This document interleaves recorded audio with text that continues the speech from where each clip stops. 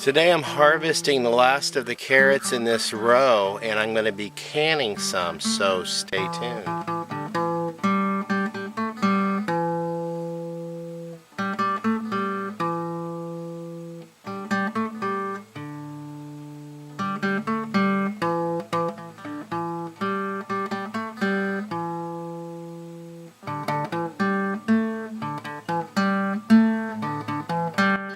Hello, welcome back to Pine Meadows Hobby Farm. I'm your host Jerry Hansen, back in the gardening series.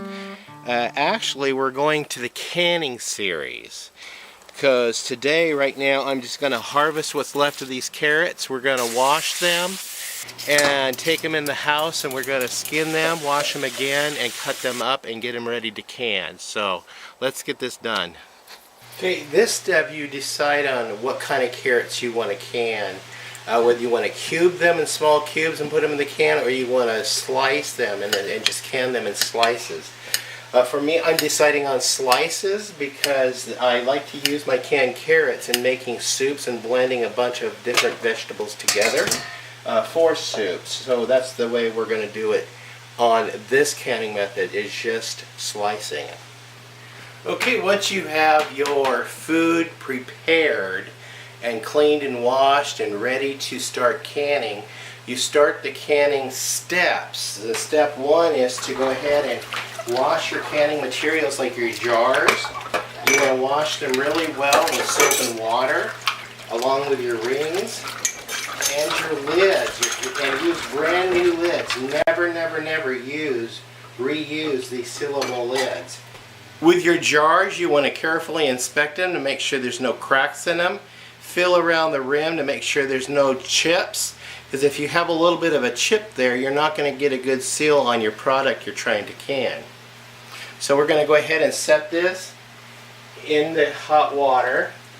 You still want to heat your jars up, because you're going to be putting in hot water in a hot jar. Now, you don't have to do that this way. You can put cool water in a cool jar and start out with cold water in your canner, which that's what we're going to do. We're just going to add hot water to the jars after we fill it with carrots. So the next step in my canning process is to put my funnel on the jar, and I'm going to fill this to a 1-inch headspace. And the reason why I'm going with little jars is because it's just my wife and myself mostly who eat here, and so this is just enough for 2 servings.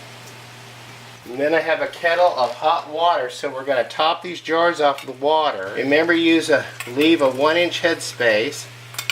The reason for that 1-inch headspace on this type of product, because it's a dense product, is it'll settle in cooking, but if you get water that's too high, too close to the lid, it'll cause a siphoning action, and that siphoning action will actually draw all the fluid out of your jars, and you end up with dry product.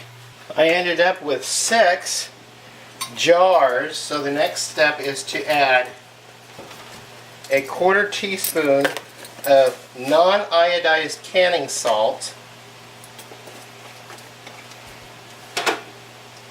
You use your bubble-free wand to make sure there's no bubbles, air bubbles, down inside the product.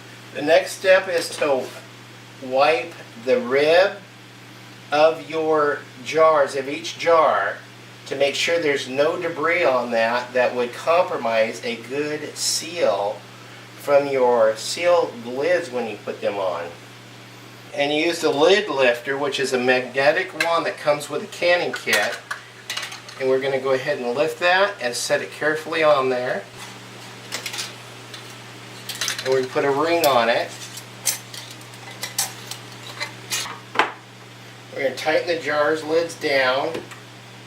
I'm going to put these jars in the canning basket that came with my canning kit that I ordered with my Fagor Duo pressure cooker canner. Now, according to the instructions, I put 3 inches of water in here because cooking under pressure, that's all you need is very little water and very little energy. So we're going to set those down in there. We're going to put our lid on and we're going to turn it and press the lock on.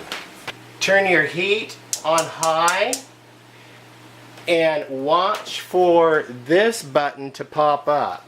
For this vegetable, we're going to turn it on to 2, which is 15 pounds per square inch. It's going to heat this and hold it at 250 degrees Fahrenheit. Okay, there it is. So we immediately turn the heat down to medium-low.